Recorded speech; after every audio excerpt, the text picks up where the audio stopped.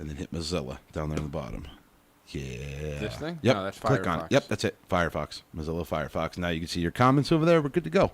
Boom. So we're good. We're good. I got you. So we're off the stay tuned thing. We're off the stay tuned So thing. they can see us now. They Hi. can see us now. Hi. Don't we look pretty? Hey. Hey. Hey. Anyway, hello and welcome to the Freemasons podcast with your two hosts.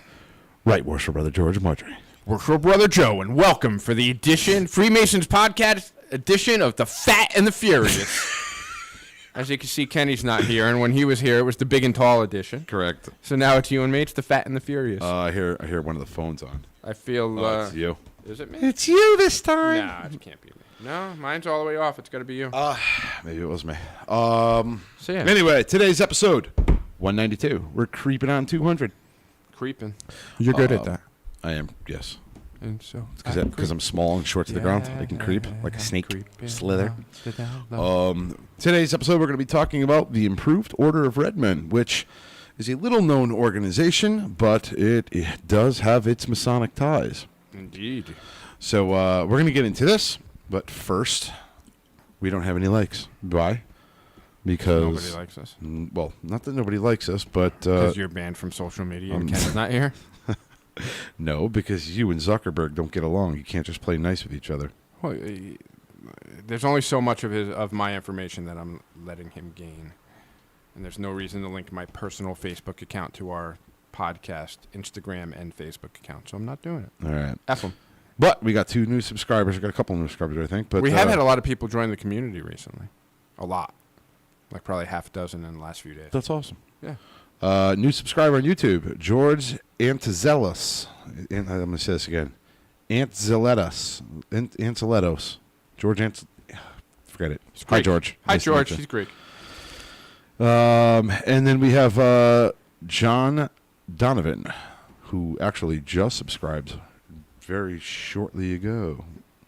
But want to thank our subscribers. Please like, subscribe, share, click the little notification bell. We're reaching to 1,000, so we can do some extra things, including polling you to find out what you want to hear us talk about.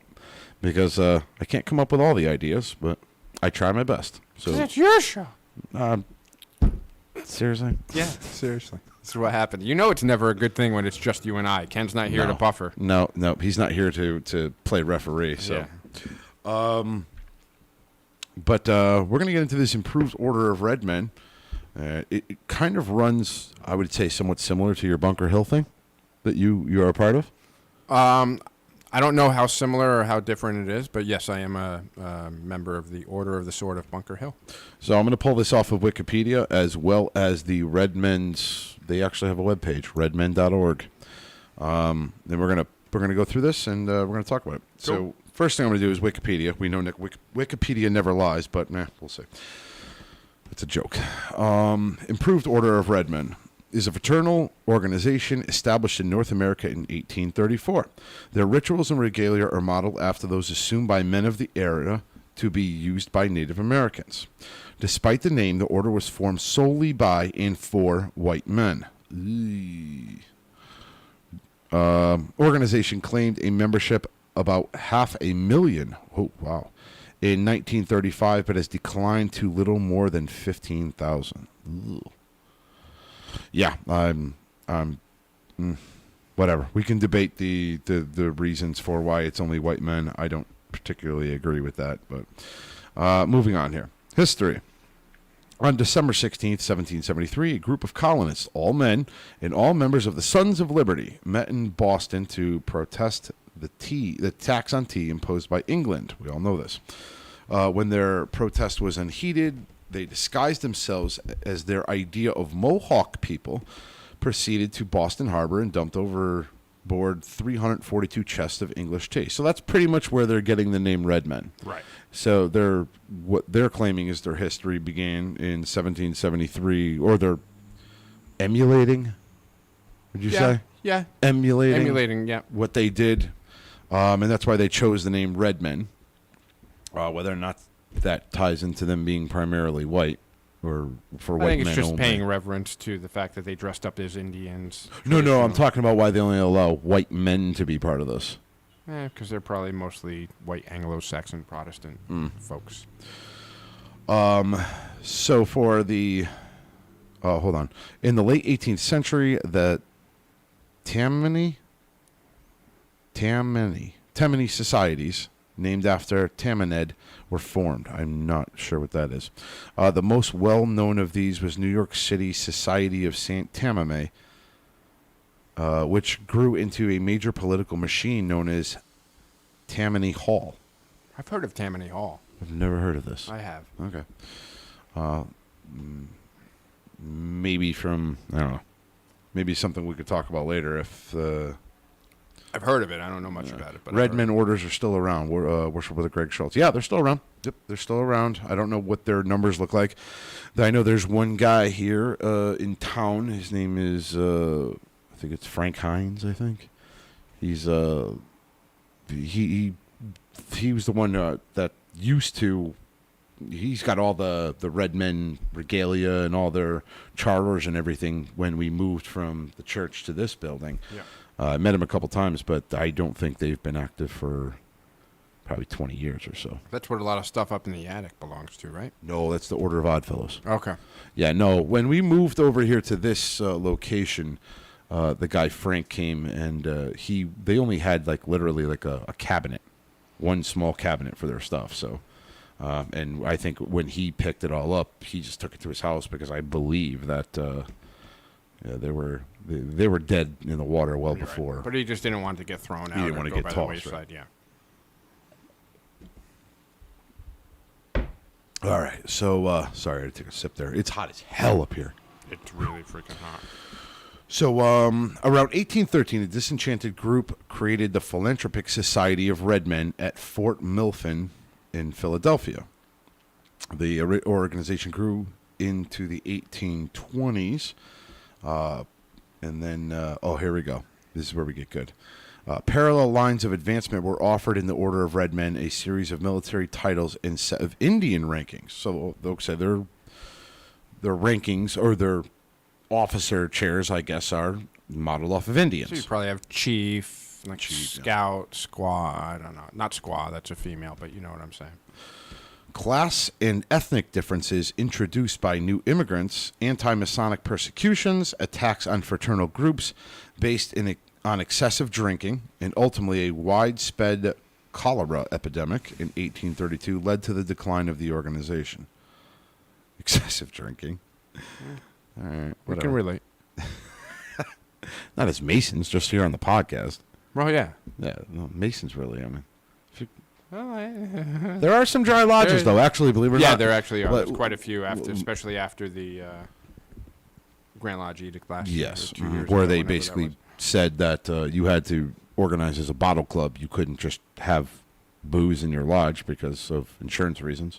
Right. Somebody leaves the lodge, trashes his car because he's hammered out of his gourd, and hurts some people. The entire lodge could be sued. Yeah, so. But then I would argue that we have people in place to True, but I'm just monitor those types of things, and they're not living up to their obligation in their office. But anyway, my only point that I'm making is that Mason lodges are not a quote unquote, let's get hammered at the lodge meeting type. Yeah, we're not meetings. the Knights of Columbus. No.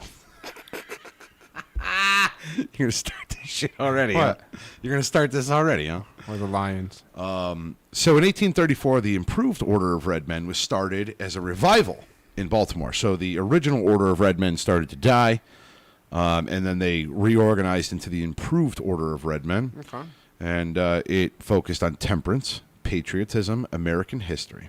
In 1835, with only 2 tribes in place, a larger IORM was organized. Unlike the original order, the IORM, which is the Improved Order of Redmen, uses only expanded Indian titles. So they got rid of the military titles, I guess. Okay. So they only do that now.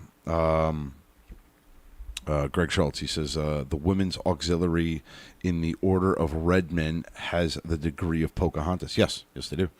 That's the women's auxiliary, if you will. Kind of like the Order of the Beauseant with the Knights Templar. Mm-hmm.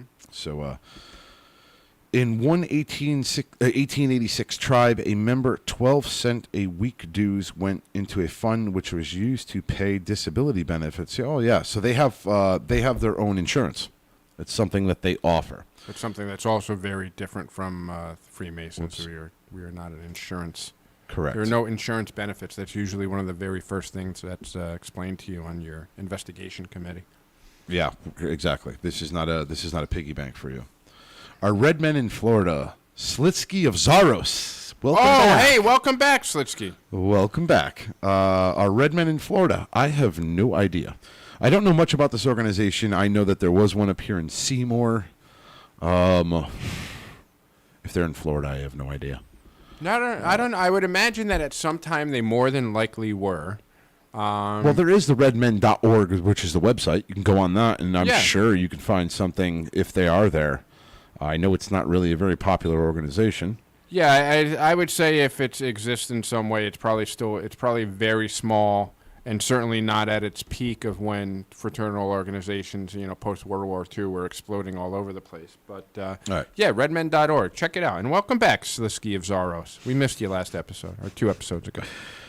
Let's continue on with the organization here. Let's move on to the next one. The order has 3-tiered structure. Sound familiar? Yes. Local units were called tribes and are presided over by sachem and a board of directors. Local meeting sites are called wigwams.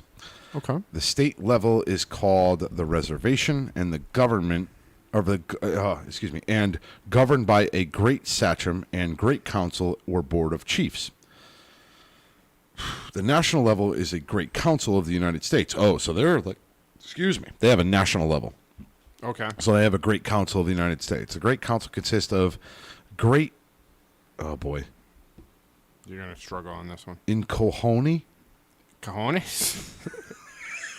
That's what it looks like. How would you say it? I don't know what you're looking at. Incohonee. In Cojones. Yeah, I'd go with that. In Conahy? In Conahy. It's in I don't know. Conahy. Like Matthew and Conahy. Great. Let's go with in Cojones. You're a great in Cojones. Mine are sticking to my leg right now. It's so hot in here. So he's the president and a board of great chiefs, which includes the great senior sagamore, which is the first vice president, great junior sagamore, secretary, and blah, blah. Okay, so it's similar to what it seems like ours, our Blue Lodge Council here. President, Kinda sounds vice that way, president, something along that. They're just using the headquarters of the order has been in Waco, Texas. Since at least 1979. They maintain an official museum and library in Waco. Interesting. So here we go. We're going to get into auxiliary and side degrees. A side degree of the order was founded in 1890 as the National Haymakers Association. Haymakers Association. Huh. When I think of haymaker, I just think of somebody throwing a freaking punch. That's what I think of too. He's throwing haymakers. He's throwing a haymaker. With the I could hear Howard Cosell saying that over like a Tommy Hearns fight or something. what's Slitsky over there saying? Somebody said? Oh, let's see. Slitsky, our Redmen in Florida. To the blue beats red, but purples beat all except green. All right. Well, rocks beat scissors, and paper beats rock. And scissors beats paper. I'm confused. What does that mean? I don't know, but Can you please explain? We like Slitsky. Maybe he's thinking like Blue Lodge beats Redmen, beats red, but then purple beats down on Purple everybody beats because all. that's their job. except green. I don't get the green. Maybe he's referring to money.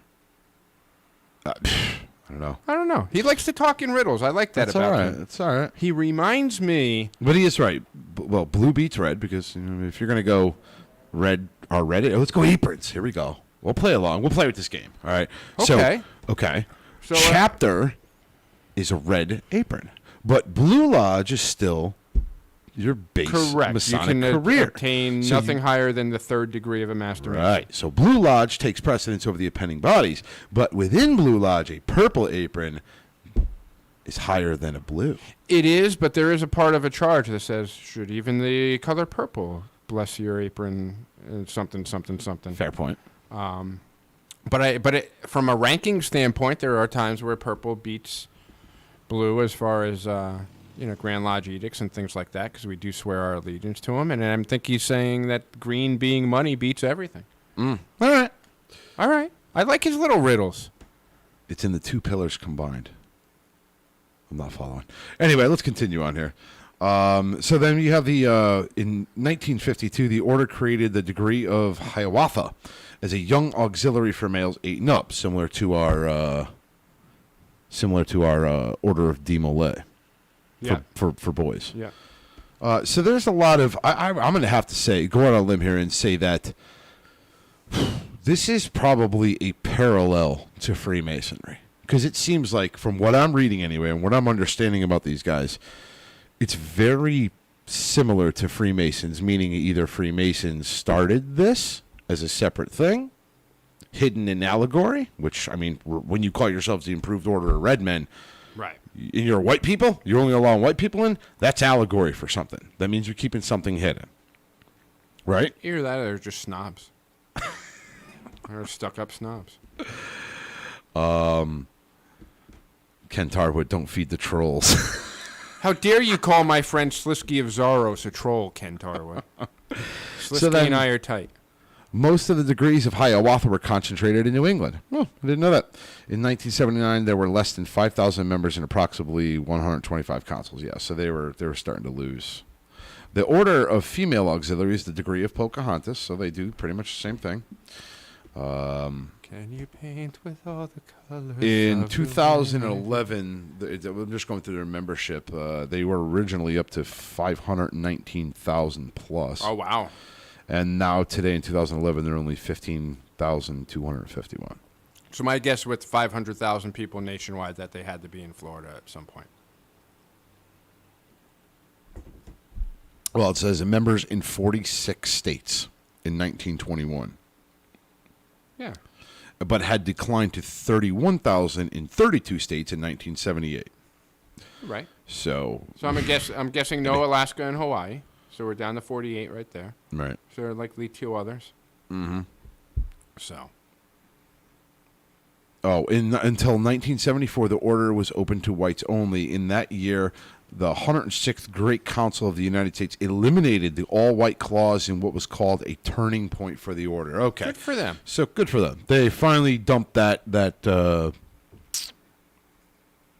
clause. And what that was We'll leave it at that. 1970 what? 1974. So that predates Freemasonry changing their records, right? Ours was in 1980 something that we recognized Prince Hall and considered them. And that was Connecticut, right? We were the first we were ones. the first ones, and that was 80 something, I want to say. Right. Yeah. So I guess so. Yeah. That was before us. Let's go into the rituals of this. Let's see what the rituals look like. Here we go. Greg Schultz. They support Alzheimer's research. Best part of Alzheimer's research, get behind your own Easter eggs. Yes. Yeah. Way to go. Very nice. Way to go, Greg. So let's go into the rituals of this. The order itself claims direct descendant of the Sons of Liberty, noting that the Sons participated in the Boston Tea Party dressed as their idea of Indians. They continue to dress as Indians and use Native American terminology despite being non-Native organization. The groups... Now, let's talk about this real quick, because people look at that and they'll be like, that's racist against Native Americans. No, I mean... I don't think so. They're using the Native American words and everything. First off, our military's been doing it for years. What do you mean? Apache helicopters, Black Hawk helicopters. Fair point. Like they've been Tomahawk missiles. True point. Yeah, that's absolutely right.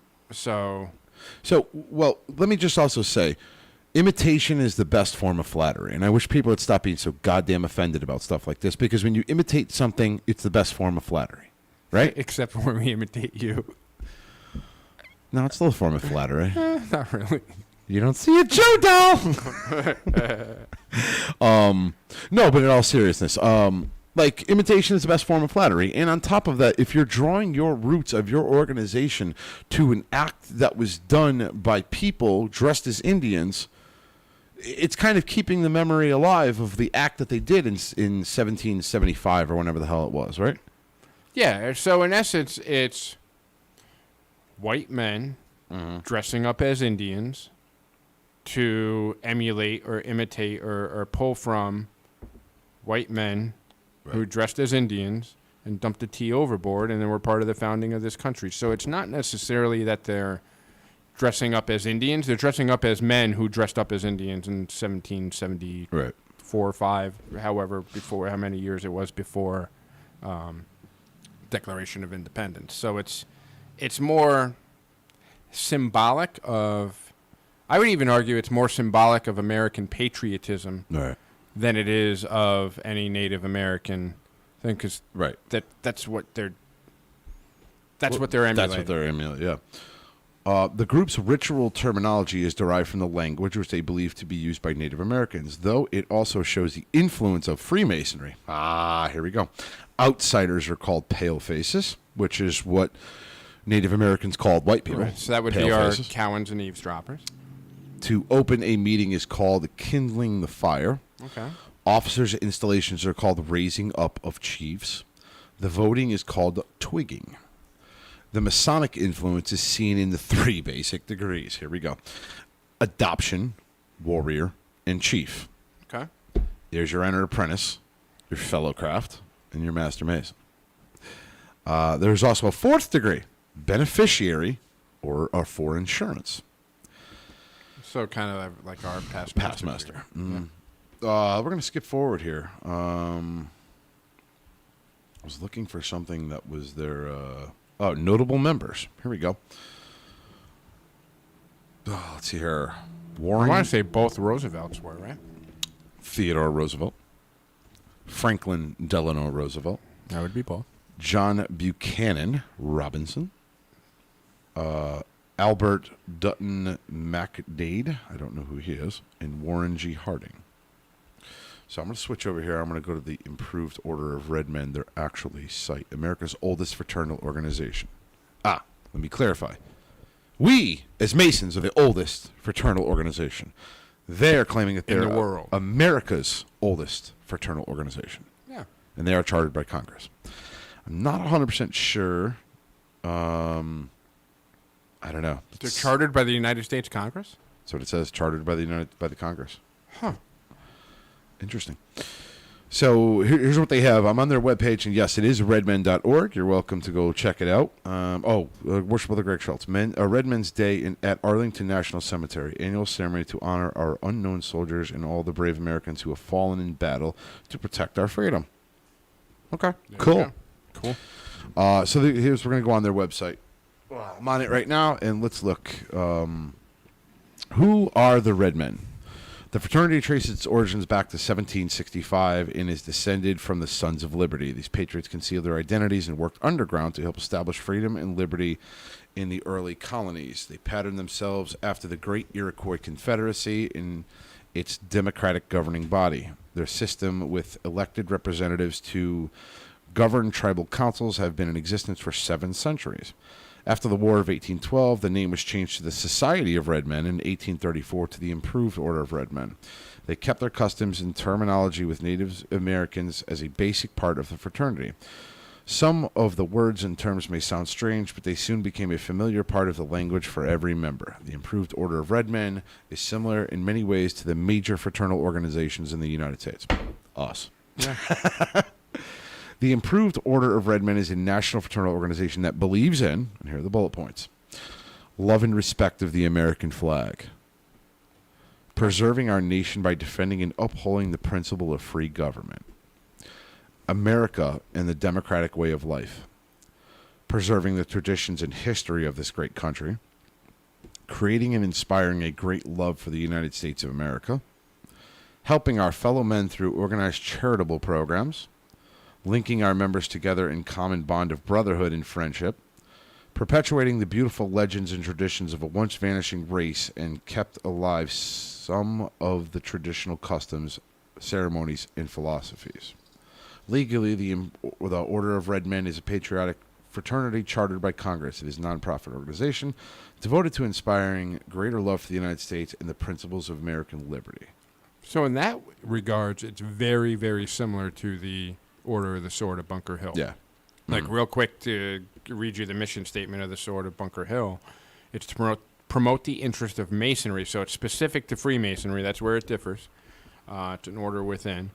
Promote the interest of Masonry by encouraging a more regular attendance at its meeting to form a social and fraternal organization to perpetuate the principles of American liberty, to instill into the minds of each generation the sacrifices of our Masonic forefathers in forming our great republic, to forever inspire patriotism and loyalty by administering to every candidate for our order the oath of allegiance to the state and nation, to provide a time and place for good, clean fun, and to further cement our friendship and brotherly love.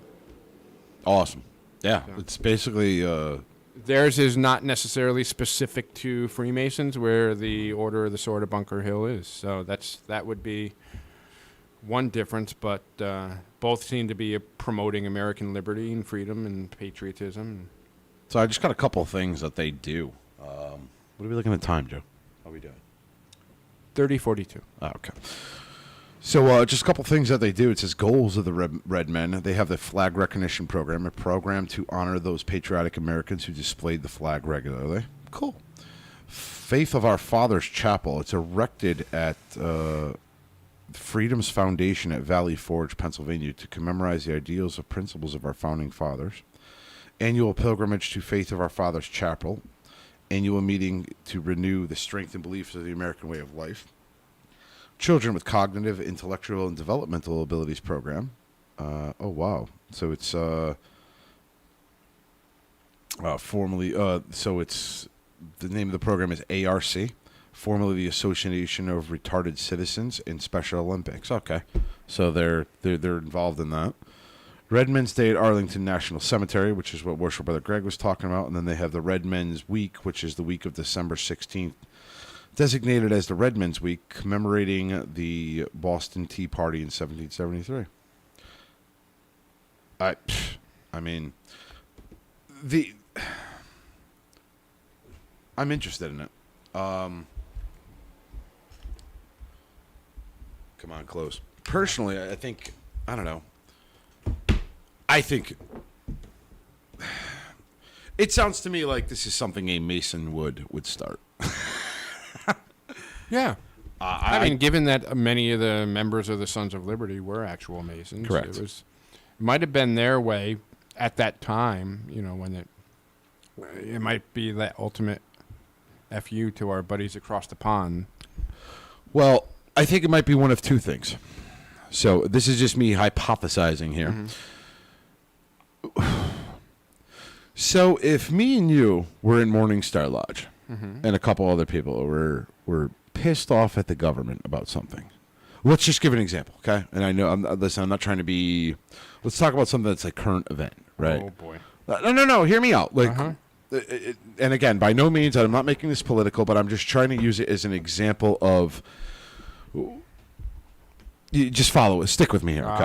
I'll shut up until you're done. Let's say a shipment of COVID vaccines were coming in to Bridgeport. We caught wind of it, right? We're in a Masonic lodge, and we're telling all of our brothers, hey, man, we need to go do something about this. We need to do something. What's our lodge probably going to tell us?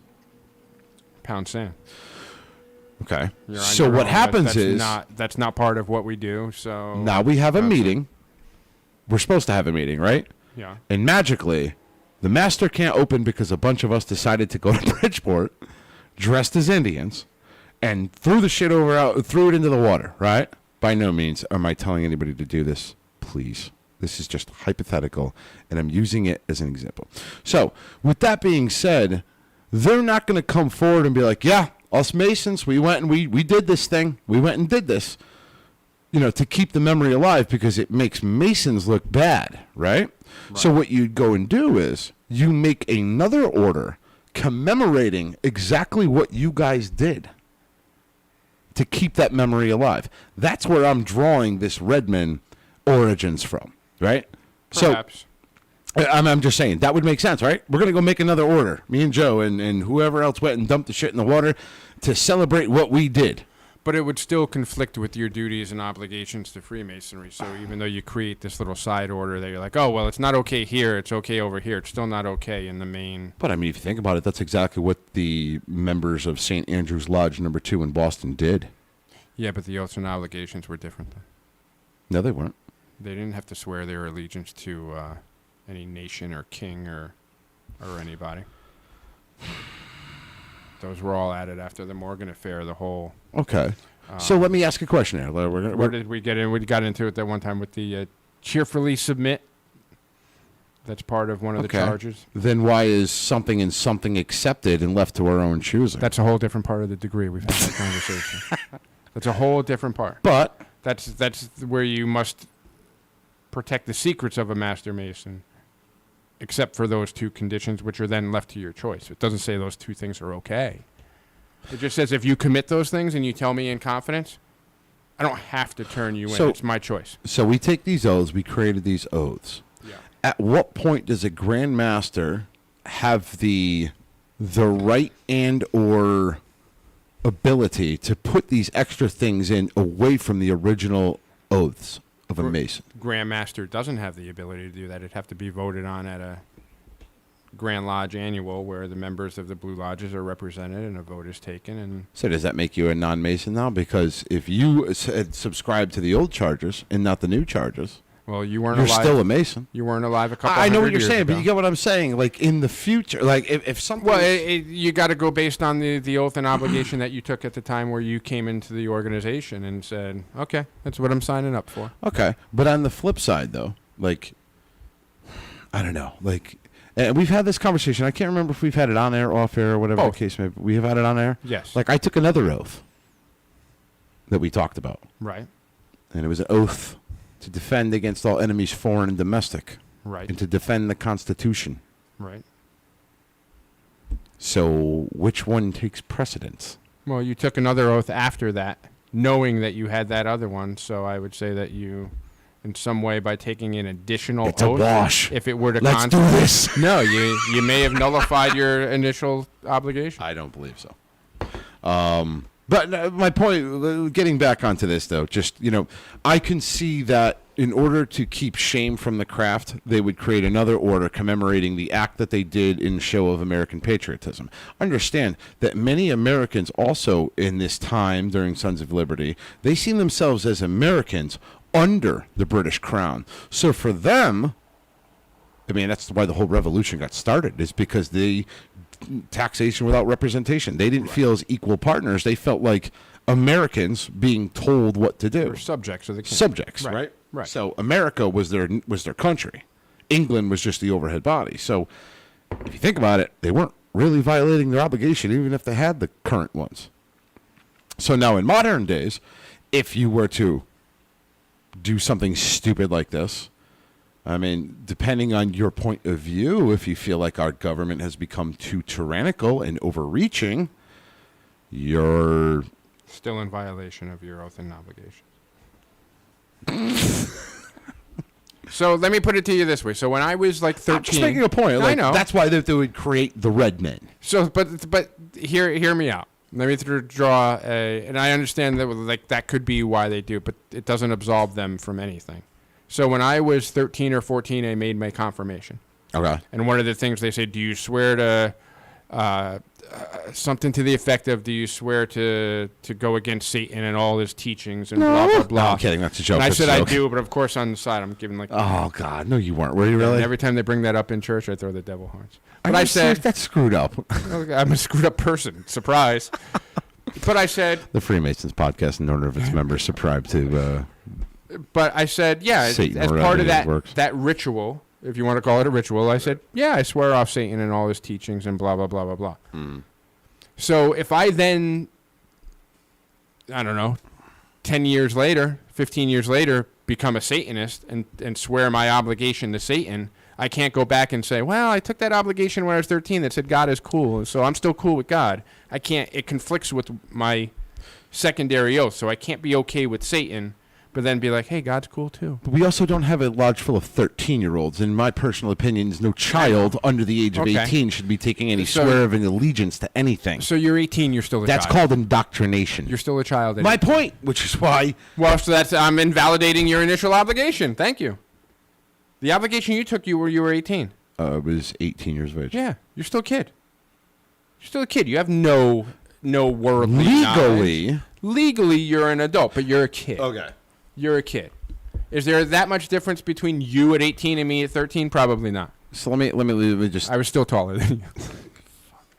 So let me just, and again, I know we're kind of getting off the subject here, but It's okay. this is the thing that burns me off about the hypocrisy of certain things. Okay. You can't drink when you're 21. You can't smoke when you're 21, right? Well, you used to be able to smoke at 16. But you can join the military, tote a gun, and vote. Yes, because they're using you as a commodity, as a resource to go die. To fight a war that rich, older people don't want to fight. You are going to get so much hate mail. I don't care. It's the truth. If it were, and I'm not saying the people that volunteered, God bless you, because I couldn't do it, and you've done great things. However, did you have that back thing? there's a reason. I'm flat-footed. There's a reason why. Flat-headed too. So when do you think an adult male comes into their peak physical form? Not at 18 years old. 24, 25. I know some guys who peaked at 30. Why wouldn't they be off fighting the war? They're in the best possible condition. They just want numbers, man. And you ever do these rich kids go off, and the rich family 18-year-olds go off and fight a war? No, they stick them on a freaking pontoon boat in frickin' Lima or whatever, like John Kerry did and like John F. Kennedy did, so they're not in harm's way. Unlike Prince Harry, who actually went and flew a goddamn helicopter in combat in Afghanistan. God bless him. But to argue your hypocrisy stamp, because they know you're 18. You don't know any better. So They know this. you think I went in, and you think 18-year-old people who are 18-year-old men and women who, and they are men and women at that point, Legally, yes. who join the military. And I'm not trying to trap you here. I'm just No, saying, ask and I'll give you my think- honest answer. Do you think that they really don't go? They go into the military being brainwashed that they, or do they actually like legitimately want to go defend their country and protect their country and join the military because they believe that's the right thing to do? Some of them absolutely think that. But I will argue that they're not fully emotionally and physically mature at 18 years of age. Do you make the same decisions now that you did when you were 18? I hope you don't. And if you do, don't answer the question.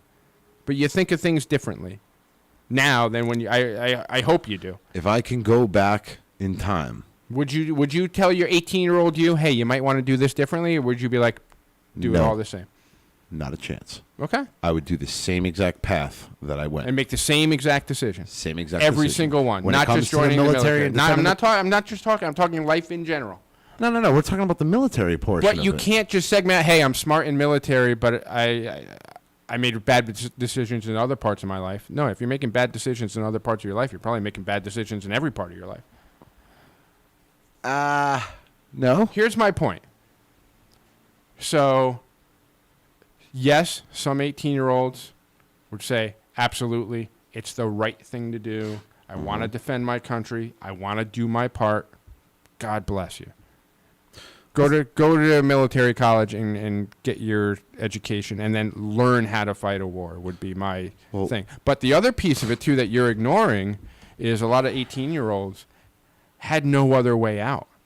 In the 50s and 60s, judges would literally say to you, you're going to prison or you're going in the military. You got a choice. It still happens today. Here's the So, thing, so there you go. Here's the And then thing, you though. have some people that their only way out of poverty and their socioeconomic situation is to join the military and get a better life for themselves because they don't have the same opportunities. They can't afford college. So they're trading off a part of their future to try to give themselves a better future. See, I feel like I need to educate you a little bit on this one. Okay, go ahead.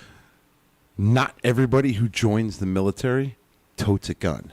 You have logistics, you have computers, you have intelligence, you have aircraft mechanics, you have vehicle mechanics, you have line cooks, you have medical field. Yeah, but you don't always get to choose that. Yes, you do. You get a choice of No, three or four. No. You can choose. No. I went in for my interview for the Army choose. and for the Marines, and they said pick 5. You're not guaranteed to get any single one of them. No. You go in with Sergeant Katz, Stamford, Connecticut, Marine Recruiting Station, circa 1990. That's 1990. Well, you can pick whatever MOS. What did you want. join? Like 96? You're not that much younger than me. No. 99. Okay, so I was off by 3 years. I was in the DEP with the delayed entry program. But my point is, anyway. I got to pick what I wanted to do. And they stuck to that. Yeah, I wanted to be 0311. And I ended up I have becoming no idea 03. what that is. Okay, so a basic rifleman is 0300. Did you also want to be 5'11", but that fell short? Nah, cute asshole.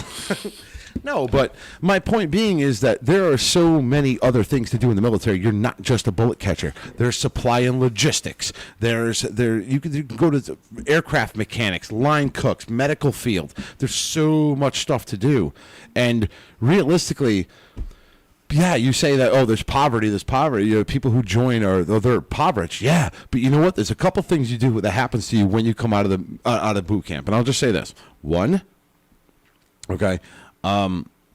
You come out a different person from you come out a kid. You go into boot camp as a kid. You come out as a grown adult when you leave. Trust me, or at least you learn a lot more. You're a different person when you come out. I'll just say that you come out different. Absolutely, you come and out I don't different. mean that. I don't disagree. I don't mean you come out different as in like I'm screwed up. You come out different. Some people do. You come out way more mature. Yes, but 2, you also. What's boot camp? 8 weeks? It depends on what you do. It's either 6 weeks or 12 weeks if you're in the Marine Corps. All right, let's say it's 12 weeks. You're not gaining life knowledge and life experience. You're gaining combat experience or combat knowledge. No, there's no combat knowledge. Well, nope. You know how you're not coming out more aware of the world after 12 weeks in the Marine boot camp. Hold on. 2 things. 1, you join the military, right? You join boot camp, right? The only thing you do technically combat-wise is fire at the range. Everything else is critical application and learning how to do things, how to fold your laundry, how to work a freaking iron, how to starch a pair of pants, walk in formation. Actually, well, something that I think all kids nowadays should learn is how to listen to a superior. Yeah.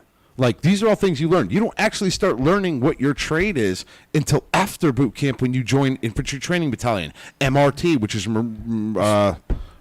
MCT, Marine Combat Training, or something. Right. But you get broken down into what your actual job is going to be, and that's where you learn how to cook, where you learn how to work in the medical field. So how did starching your pants make you more how the aware? hell we got here off of? How did starching your pants make you give you more worldly knowledge and help you make better decisions in life? Because a couple things. 1, I never knew how to actually sew anything at one point. Like, I didn't know how to sew. I didn't know how to. I mean, think of all the kids nowadays. How many times I have to tell Georgie, like, pick your shit off the floor.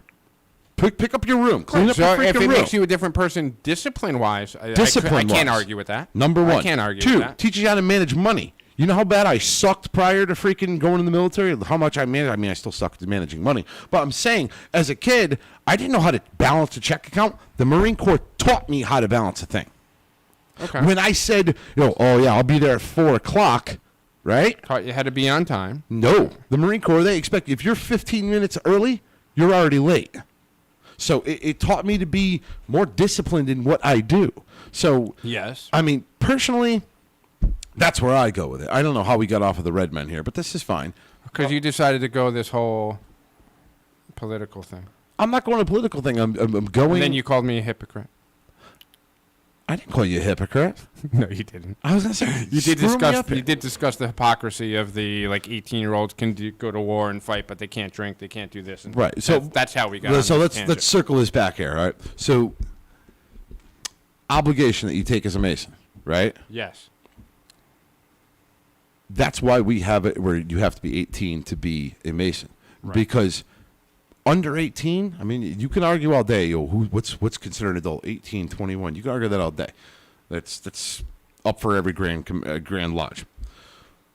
But anything realistically under 18, you don't give a shit about. You're fired and forget. So that's why I'm just not down for kids taking obligations or swearing allegiances prior to being an adult, and then let you make your decision for yourself. Because what that I call is indoctrination. Right. When you're telling your kid, do you swear to do this, and you swear to do that, and will you do this, or will you do that? It's indoctrination. And I still think that, and my argument is it's the same thing at 18.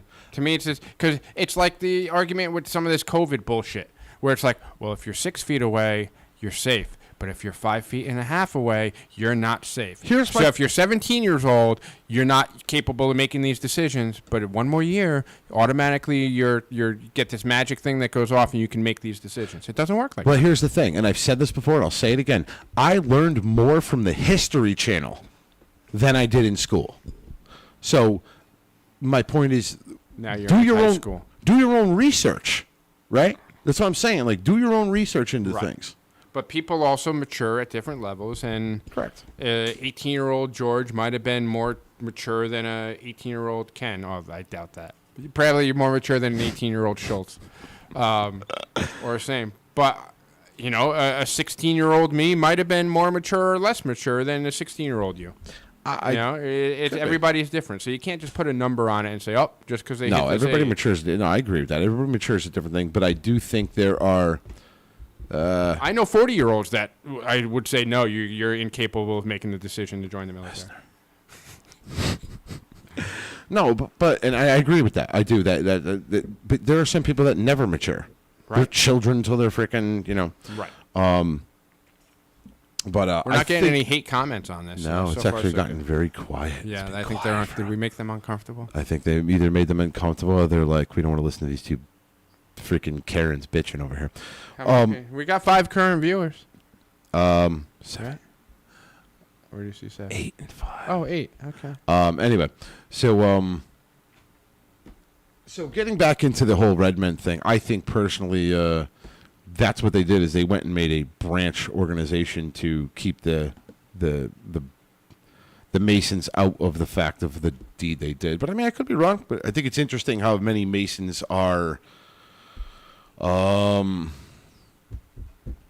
Masons were either. We're involved in it. Teddy Roosevelt, Warren Harding, and all that stuff. Right. But you know, a lot of their stuff is modeled off of Freemasonry. You know, just change the name. And most fraternal organizations have stolen things from Freemasonry in some way, as far as their organizational structure, as far as, or like you said, founders could have been part of it. My daughter went through the agri-science program in high school, and they're a part of the FFA, which I believe is the Future Farmers Association of America. Right. When they have their meetings, I'm sitting in there going, "Yeah, Mason designed this." Like, there's no doubt in my mind, because they literally go around the room, and the person that's in charge, that would be the equivalent of our master, checks in with the secretary, checks in with the treasurer. Yeah, and they're like, where's this person? And it literally, the opening closing ceremony, other than the titles, mirrors the opening and closing of a Masonic lodge. Well, that's also Robert's Rules of Order, too. Yeah. Robert's Rules of Order, I believe, was started in a Masonic lodge, right? That I don't know. I know they're often thrown up. You got to follow Robert's rules. No, you don't. It's just suggested. It's a suggestion. You don't have to. I can do whatever I want as master. We'll have to look up that Roger's. Look it up now. That's where we miss Ken. He'd Robert's. be looking this up by now. He'd already know it. He just computes. Well, that's true. But I bet you, my assumption is that Robert's Rules of Order was probably started in some sort of a. And honest to God, when I go to my town Republican meeting for the town of Naugatuck, they started it up. I'm like, first time I was ever there. I don't know if I've ever talked about it. I sat down and I'm like, all right, how do we start this meeting? We stand up, we do the pledge, we sit back down. And then all of a sudden he's like, all right, we're going to read the minutes of our last meeting. I'm like, oh my God. He's like, words from the president. Does the vice president have anything? Does the treasurer have anything? I'm like, this is weird. Yeah, but even some of, like, in this FFA, the terminology that they use. Newfound Founding Fathers of America. The Future Farmers Association. But even, like, just NFFA. the language that they use is extremely similar to. Right. You know, what's your symbol? It's a plow, and what does that stand for? Like that kind of stuff. Ritualistic jargon. Yeah. Gotcha. What do you say, Joe? It's hot as balls. You want to get the hell out of here? Yeah, let's get out. All right. Yeah. This one, we got as much as we could about the Redmen. If anybody else got any other thing on the Redmen, please put it in the comments. We will definitely look at it and respond. I'm pretty good about responding to people when they have something. And welcome back, Slisky of Zaros. I know. Hey, it's pretty cool that he came back. He did come back, and he wasn't obnoxious. No, He or she, I don't know which one. He or she. And Slisky, you're welcome to comment anytime. Just keep them respectful. And if you have questions, we'll try to answer them. Don't, in Slisky, if you can, don't just throw out weird things that we don't understand what the hell you're talking about. Yeah, because you're just slowing us down. You're just slowing us down. Like, you got something you want to add that we can actually, or a question that we can actually talk about, fine with that. But yeah, help us out. Don't throw out vague shit. It just doesn't. We're just going to skip over it. Don't be a Rocco. Don't be a Rocco. All right, Joe. Flip over to OBS and when we're ready to go, just hit the stop stream. So, anyway, I hope you enjoyed the episode. If you guys got any comments, let us know. Till next time. Signing off for the Fat and the Furious edition. For the Freemasons podcast, I am Right Worship Brother George Rodriguez signing off. Worship Brother Joe signing off. Have a good